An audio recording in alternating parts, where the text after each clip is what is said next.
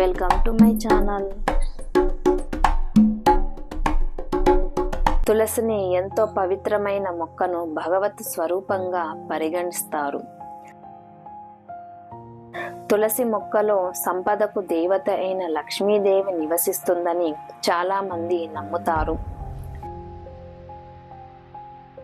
తులసి పూజ మహాలక్ష్మి విష్ణువును ప్రసన్నం చేస్తుందని భావిస్తారు. లేకుంటే ఆ శుభ ఫలితాలు అనుభవించాల్సి వస్తుంది. ముఖ్యంగా చెప్పాలంటే ఏకాగ్రత తదేక దీక్షతో ఎంత పని చేసినా ఆ పని చెడిపోతుంటే ఇంట్లో కృష్ణ తులసి మొక్కను నాటాలి. ఆ తర్వాత ప్రతిరోజు సాయంత్రం ఆ తులసి మొక్క దగ్గర స్వచ్ఛమైన నెయ్యి దీపం వెలిగించడం వలన అన్ని విధాలుగా శుభం కలుగుతుంది. ఇలా చేయడం వల్ల మీ పనులలో అన్ని అడ్డంకులు త్వరగా తొలగిపోతాయి. ఇంట్లో తులసి మొక్క ఉంటే దానితో పాటు అరటి మొక్కను కూడా నాటవచ్చు.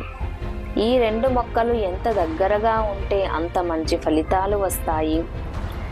రెండు మొక్కలకు నీరు పోసి ఉదయం మరియు సాయంత్రం దీపం వెలిగించాలి.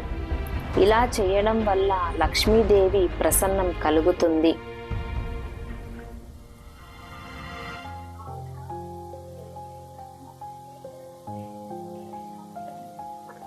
కార్తీక మాసంలో 30 రోజులు తులసి మొక్క కింద నెయ్యి దీపాన్ని వెలిగించాలి. ఒకవేళ వెలిగించకపోతే దేవోత్థాన ఏకాదశి నుంచి కార్తీక పూర్ణిమ వరకు కనీసం 5 రోజులు అయినా దీపం వెలిగించాలి. తులసిని పూజించడం వల్ల లక్ష్మీదేవితో పాటు కుబేరుని అనుగ్రహం కూడా లభిస్తుంది. తులసికి నీళ్లు నైవేద్యంగా సమర్పించడమే కాకుండా ఇతర జాగ్రత్తలు కూడా తీసుకోవాలి. వాస్తుశాస్త్రం ప్రకారం తులసి మొక్కను ఎప్పుడు ఇంటికి ఉత్తరం లేదా ఈశాన్య దిశలో నాటడం ఎంతో మంచిది.